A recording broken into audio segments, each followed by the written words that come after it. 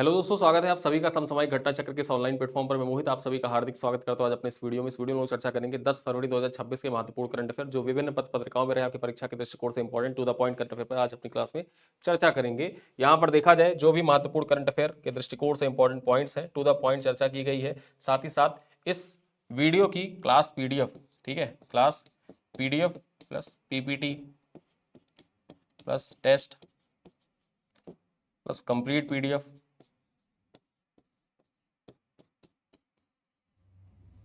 ये सब कुछ प्राप्त करने के लिए देखा जाए तो आप हमारा जो मासिक पैकेज है करंट अफेयर का मासिक पैकेज, इस मासिक पैकेज को ज्वाइन कर सकते हैं। ठीक, इस मासिक पैकेज को ज्वाइन कर सकते हैं। इसी वीडियो के पिन कमेंट को आप चेक करेंगे, ठीक है, पिन कमेंट को चेक करिएगा, वहां पर आपको देखा जाए हमारे इस मासिक पैकेज का लिंक मिल जाएगा, उसको आप ज्वाइन कर सकते हैं। महज देखा जाए तो 25 रुपए में, ठीक है, महज 25 रुपए में आप इसको ज्वाइन कर सकते हैं। और वो भी देखा जाए आपके वॉलेट में अगर कॉइन है तो उसको यूज कर लीजिएगा, तो ये 18.75 में आप इस मासिक पैकेज को ज्वाइन कर सकते हैं। ठीक, चलिए चर्चा करते हैं 10 फरवरी 2026 के महत्वपूर्ण करंट अफेयर।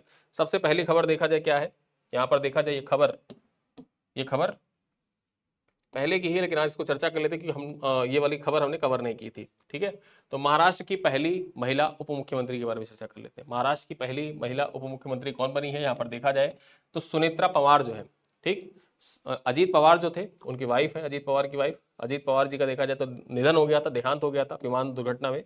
और उसके बाद यहाँ पर देखें तो सुनेत्रा पवार ने महाराष्ट्र की पहली महिला उप मुख्यमंत्री के रूप में शपथ ग्रहण कर ऐतिहासिक उपलब्धि हासिल की है। उन्हें राज्यपाल आचार्य देवव्रत ने मुंबई स्थित लोक भवन में पद और गोपनीयता की शपथ दिलाई। वह राष्ट्रवादी कांग्रेस पार्टी की विधायक दल की निर्वाचित नेता है और पार्टी की नई अध्यक्ष भी बनी है। ठीक है, यहाँ पर देखा जाए उप मुख्यमंत्री बनने के साथ साथ में जो एनसीपी है ना, राष्ट्रवादी कांग्रेस पार्टी, एनसीपी की नई अध्यक्ष कौन बन गई है, ये पॉइंट याद रखिएगा, तो कि नई अध्यक्ष बन गई है सुनेत्रा पवार। ठीक, यहाँ पर देखा जाए उप मुख्यमंत्री पद की शपथ से पूर्व उन्होंने राज्यसभा की सदस्यता से संवैधानिक त्यागपत्र दिया है। यह नियुक्ति महाराष्ट्र की राजनीति में महिलाओं के नेतृत्व की दिशा में एक महत्वपूर्ण कदम मानी जा रही है। ठीक है, तो यहां पर हमने देखा महाराष्ट्र राज्य की पहली महिला उप मुख्यमंत्री के बारे में, याद रखिएगा सुनेत्रा पवार बनी है, एनसीपी की नई अध्यक्ष भी बन गई है। चलिए आगे चर्चा करते हैं। एआई पर एक उच्च स्तरीय वैज्ञानिक पैनल का गठन। ठीक है, एआई पर देखा जाए एक उच्च स्तरीय वैज्ञानिक पैनल का गठन किया गया है। चर्चा कर लेते हैं पॉइंट्स क्या है। यहां पर देखा जाए तो संयुक्त राष्ट्र महासचिव एंटोनियो गुटेरेस ने आर्टिफिशियल इंटेलिजेंस पर एक उच्च स्तरीय वैज्ञानिक पैनल गठित करने की घोषणा की है। ठीक है, यहां पर देखा जाए इस पैनल में कुल 40 प्रतिष्ठित वैश्विक विशेषज्ञ शामिल होंगे, जिसमें 19 महिलाएं और 21 पुरुष होंगे। ठीक है, यहां पर देखा जाए विशेषज्ञों का चयन विश्व के प्रत्येक क्षेत्र से किया गया है, जिससे संतुलन वैश्विक प्रतिनिधित्व सुनिश्चित हो सके। पॉइंट इंपॉर्टेंट ये हो जाता है कि एआई पर जो वैज्ञानिक पैनल गठित किया गया है इसमें कुल कितने सदस्य होंगे, 40 सदस्य होंगे, जिनमें से 19 महिलाएं होंगी और 21 पुरुष सदस्य होंगे। और इन जो सदस्यों का चयन किया गया है, ठीक है, इन सदस्यों का चयन इस तरीके से नहीं कि रैंडमली कर लिया गया है, विश्व के प्रत्येक क्षेत्र से किया गया है, जिससे देखा जाए वैश्विक प्रतिनिधित्व का संतुलन यहां पर सुनिश्चित हो सके। ठीक है, भारत की ओर से प्रोफेसर बाला रमन रविंद्रन को पैनल में शामिल किया गया है। ये पॉइंट इंपॉर्टेंट हो जाता है आपकी परीक्षा के दृष्टिकोण से। जो बाला रमन रविंद्रन है, इनका नाम महत्वपूर्ण है, आपकी परीक्षा में डायरेक्टली पूछा जा सकता है कि यूएन के द्वारा गठित 40 सदस्यीय एआई पैनल में, ठीक है, 40 सदस्यीय एआई पैनल में भारत की ओर से किसको शामिल किया गया है, भारत की ओर से सम्मिलित व्यक्ति कौन है, तो याद रखिएगा बाला रमन रविंद्रन है। इनको पैनल में सम्मिलित किया गया भारत की ओर से।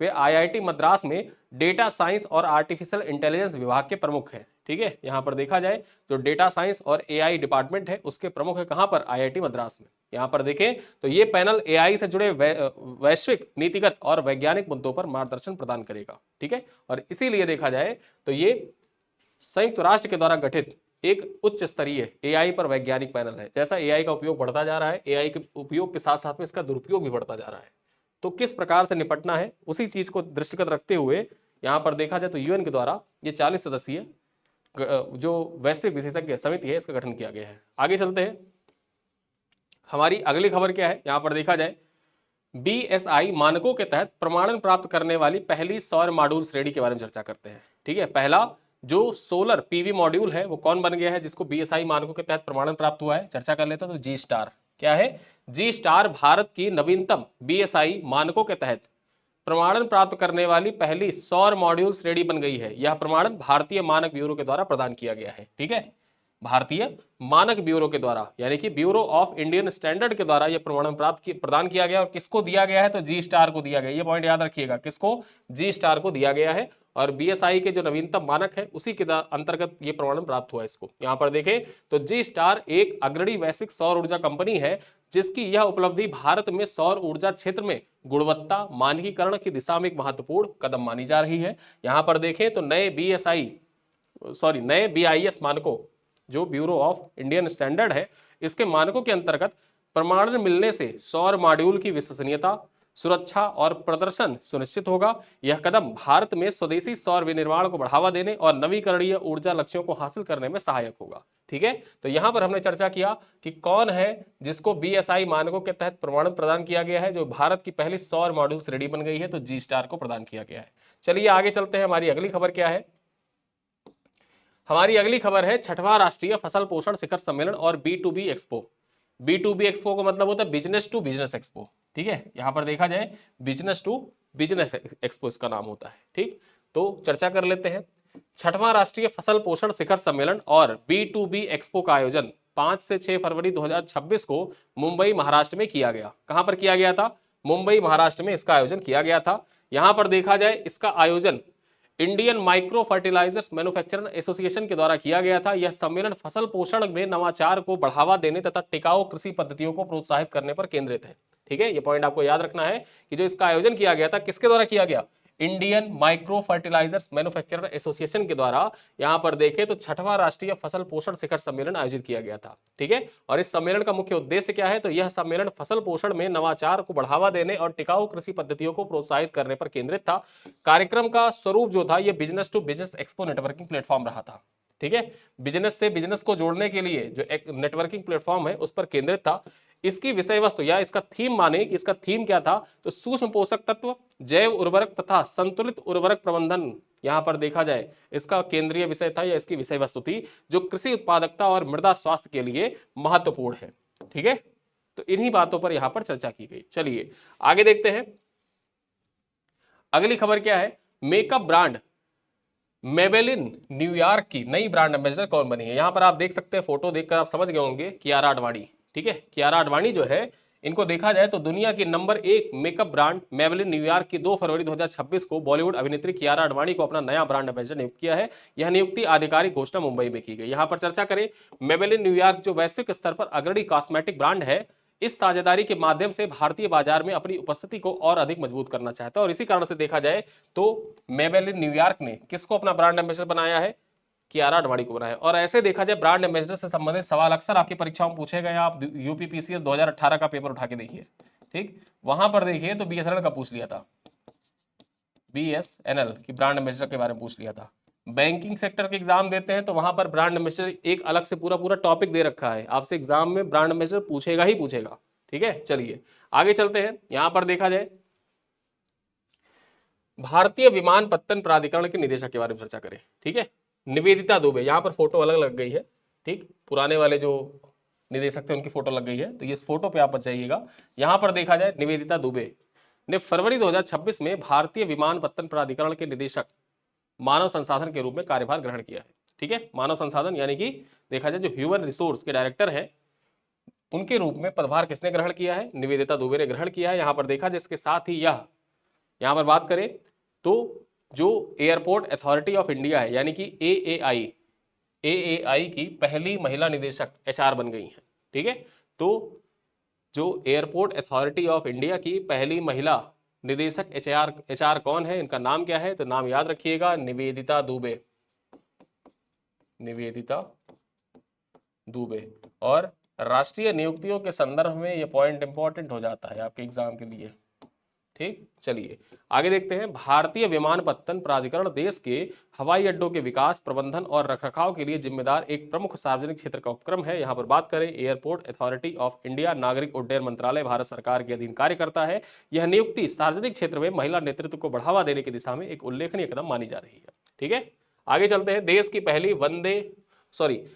पहली भारत कंटेनर शिपिंग लाइन की स्थापना हेतु समझौता किया गया है। ठीक, देश की पहली भारत कंटेनर शिपिंग लाइन के लिए एक समझौता ज्ञापन हस्ताक्षरित किया गया, उसके बारे में चर्चा करते हैं। समझौते से संबंधित जो पॉइंट है उन पर चर्चा करें तो भारत सरकार ने देश की पहली भारत कंटेनर शिपिंग लाइन के लिए समझौता, एक महत्वपूर्ण समझौता किया है। यहां पर चर्चा करें, इस पहल का नोडल मंत्रालय पत्तन पोत परिवहन और जलमार्ग मंत्रालय है। इसका मुख्य उद्देश्य वैश्विक व्यापार में विदेशी शिपिंग लाइनों पर निर्भरता को कम करना है तथा विदेशी कंपनियों को दिए जाने वाले अरबों डॉलर के विदेशी मुद्रा का बहिर्प्रवाह है उसको रोकना है। ठीक है, पहले क्या होता था कि जो विदेशी कंपनियां थी, विदेशी जो शिपिंग कंपनियां थी, उनको हम लोग अरबों डॉलर पे करते थे ताकि वो हमारा सामान देखा जाए दूसरे अन्य देशों तक पहुंचाए। लेकिन अब क्या है कि अब भारत कंटेनर शिपिंग लाइन स्थापित किया जाएगा और इसके लिए जो हमारा पोत परिवहन मंत्रालय है उसके द्वारा देखा जाए तो समझौता ज्ञापन हस्ताक्षरित किया गया है। यह पहल मैरीटाइम इंडिया विजन 2030 और अमृतकाल विजन 2047 के अनुरूप है। यहां पर देखें, और अमृतकाल जो विजन 2047 है इसी को विकसित भारत विजन के नाम से भी जानते हैं। किस नाम से? विकसित भारत विजन 2047, ठीक, 2047 के नाम से जानते हैं। यहां पर देखा जाए इस परियोजना में शिपिंग कॉर्पोरेशन ऑफ इंडिया और भारत के प्रमुख सार्वजनिक बंदरगाह सहयोगी संस्थाएं हैं। चलिए आगे चलते हैं, यहां पर बात करें इरेडा के बारे में। इरेडा को 6वें ग्रीन ऊर्जा और ऊर्जा दक्षता पुरस्कार से सम्मानित किया गया है। चर्चा करें तो भारतीय नवीकरणीय ऊर्जा विकास एजेंसी इरेडा को 6वें ग्रीन ऊर्जा और ऊर्जा दक्षता पुरस्कार समारोह में रजत यानी कि सिल्वर पुरस्कार से सम्मानित किया गया है। देखा जाए तो यह पुरस्कार excellence award of women in green energy and energy efficiency श्रेणी में प्रदान किया गया है। ठीक है, excellence award for women in green energy and energy efficiency श्रेणी में इरेडा को सिल्वर प्राइज, यहां पर देखा जाए रजत पुरस्कार प्रदान किया गया है। आगे चर्चा करें, इस कार्यक्रम का आयोजन इंडिया चैम्बर ऑफ कॉमर्स यानी कि आईसीसी के द्वारा 4 फरवरी 2026 को नई दिल्ली में किया गया था। पुरस्कार अनिल राजदान, पूर्व सचिव विद्युत मंत्रालय के द्वारा प्रदान किया गया और यह सम्मान नवीकरणीय ऊर्जा में ऊर्जा दक्षता क्षेत्र में महिला नेतृत्व तथा इरेडा के योगदान को मान्यता प्रदान करता है। ठीक, तो ये पॉइंट आपके एग्जाम के लिए इंपॉर्टेंट हो जाता है कि जो 6वां ग्रीन ऊर्जा और ऊर्जा दक्षता पुरस्कार था उसमें excellence award for women in green energy and energy efficiency श्रेणी में किसको सिल्वर प्राइज प्रदान किया गया? तो इरेडा को प्रदान किया गया। चलिए आगे देखते हैं, India infrastructure finance company limited के नए प्रबंध निदेशक, ठीक है, जो इंडिया इंफ्रास्ट्रक्चर फाइनेंस कंपनी है इसके नए प्रबंध निदेशक के बारे में चर्चा करें तो कौन बन गए हैं? रोहित ऋषि। रोहित ऋषि 5 फरवरी 2026 को India infrastructure finance company limited के प्रबंध निदेशक के रूप में इन्होंने पदभार ग्रहण किया है। यहां पर देखा जाए तो उनका चयन वित्तीय सेवा संस्थान ब्यूरो के द्वारा किया गया है। उनका कार्यकाल पदभार ग्रहण की तिथि से 3 वर्ष की अवधि के लिए निर्धारित है। IIFCL, ठीक, India infrastructure finance corporation limited जो है भारत की बुनियादी ढांचा परियोजना में दीर्घकालिक वित्तीय सहायता प्रदान करने वाली प्रमुख सरकारी वित्तीय संस्था है। यहां पर बात करें तो यह नियुक्ति देश में अवसंरचना वित्त पोषण को मजबूती देने और सार्वजनिक निवेश को गति प्रदान करने की दिशा में एक महत्वपूर्ण कदम मानी जा रही है। ठीक है, चलिए आगे चर्चा करते हैं। हमारी अगली खबर क्या है? अगली खबर हमारी है IIT गुवाहाटी से। ठीक, IIT गुवाहाटी द्वारा इको फ्रेंडली और सेल्फ पावर्ड फोटो डिटेक्टर का विकास किया गया है।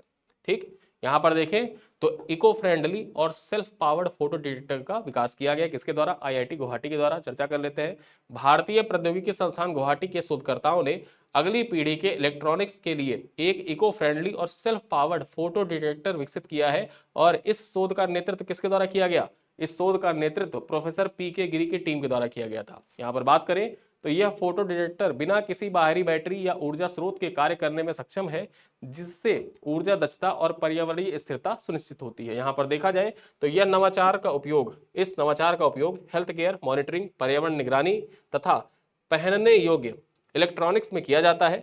यह विकास आत्मनिर्भर और हरित प्रौद्योगिकी की दिशा में एक महत्वपूर्ण कदम माना जा रहा है। ठीक है, अगली खबर पर चर्चा करें। हमारी अगली खबर क्या है? बड़ोदरा में एरोस्पेस सेंटर ऑफ एक्सीलेंस का उद्घाटन किया गया है। ठीक, बड़ोदरा में एरोस्पेस सेंटर ऑफ एक्सीलेंस का उद्घाटन किया गया है। यहां पर चर्चा करें तो 4 फरवरी 2026 को गुजरात के बड़ोदरा में एरोस्पेस सेंटर ऑफ एक्सीलेंस का उद्घाटन किया गया। ठीक, यह केंद्र गति शक्ति विश्वविद्यालय और एयरबस की साझेदारी से स्थापित किया गया है। किसके सहयोग से? जो केंद्रीय गति शक्ति विश्वविद्यालय है, यह कहां पर अवस्थित है? बड़ोदरा में अवस्थित है। बड़ोदरा में अवस्थित है और एयरबस के बीच में साझेदारी से यहां पर देखा जाए तो ये एरोस्पेस सेंटर ऑफ एक्सीलेंस स्थापित किया गया है। ठीक, देखा जाए COE की मुख्य फोकस सतत विमानन, ईंधन और अनुसंधान विकास है। जिसमें नगर निगम के ठोस कचरे को विमानन ईंधन में परिवर्तित करना तकनीक भी यहाँ पर शामिल है। गति शक्ति विश्वविद्यालय की स्थापना कब की गई थी? 2022 में संसद के अधिनियम के द्वारा की गई थी और ये केंद्रीय विश्वविद्यालय के रूप में स्थापित किया गया है। सॉरी।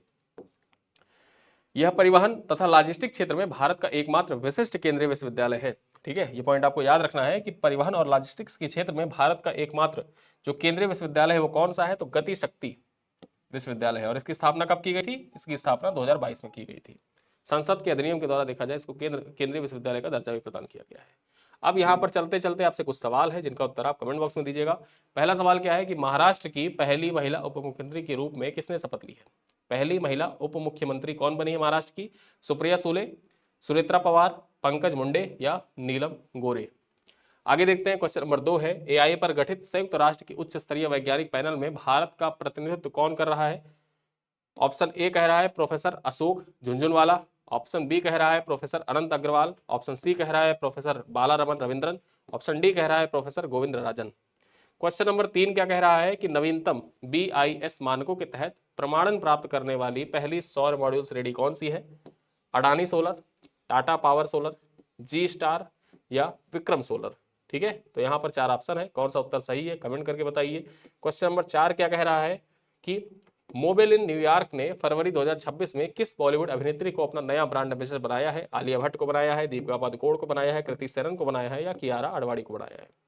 और अंतिम सवाल क्या है, 5वां सवाल हमारा है, इको फ्रेंडली और सेल्फ पावर्ड फोटो डिटेक्टर विकास किस संस्थान के द्वारा किया गया है? IIT मद्रास के द्वारा, IISc बेंगलुरु के द्वारा, IIT गुवाहाटी के द्वारा या IIT बॉम्बे के द्वारा? ठीक, तो यहाँ पर देखा जाए ये 4 ऑप्शन है, इन 4 ऑप्शनों में से कौन सा उत्तर सही है? और 5 सवाल जो आपसे पूछे गए हैं इनका उत्तर आप कमेंट बॉक्स में दीजिएगा। वीडियो कैसा लगा आप लोग कमेंट बॉक्स में बता सकते हैं। साथ ही साथ ऐसे रेगुलर अपडेट के लिए हमारे चैनल से लगातार आप जुड़े रहें। साथ ही साथ इसका जो MCQ फॉर्मेट है, MCQ प्राप्त करने के लिए, टेस्ट देने के लिए आप हमारे ऐप पर विजिट कर सकते हैं। ऐप पर देखा जाए तो डेली जो करंट अफेयर पूछे जाते हैं उनसे संबंधित जो स्टेट PCS स्तरीय परीक्षाएं हैं उनको ध्यान में रखते हुए MCQ तैयार किया जाता है और ऐप पर डेली शाम को वह ऐप पर टेस्ट लगा होता है, टेस्ट को आप अटेम्प्ट कर सकते हैं। साथ ही साथ क्लास की PDF, PPT इत्यादि प्राप्त करने के आप हमारा मासिक पैकेज ज्वाइन कर सकते हैं। और जिन लोगों ने मासिक पैकेज ज्वाइन कर रखा है और अभी भी हमारे व्हाट्सएप ग्रुप में नहीं जुड़े हुए हैं तो पिन कमेंट में हेल्पलाइन नंबर भी दिया हुआ है, उस हेल्पलाइन नंबर पे आप कॉल करिएगा और हमारे व्हाट्सएप ग्रुप से जरूर जुड़ जाइएगा, क्योंकि वही व्हाट्सएप ग्रुप है जहाँ पर डेली आपको PDF शेयर किया जाता है। उस PDF में देखा जाए तो आपको क्लास PPT भी शेयर कर दी जाती है, यानी कि बोर्ड पर जो पढ़ाया जाता है ये class PPT as it is share कर दी जाती है वहाँ पर व्हाट्सएप ग्रुप में। ठीक है, तो इन्हीं सब बातों के साथ इस क्लास को करते हैं एक बार समाप्त। मिलते हैं अगली क्लास में, तब तक के लिए धन्यवाद।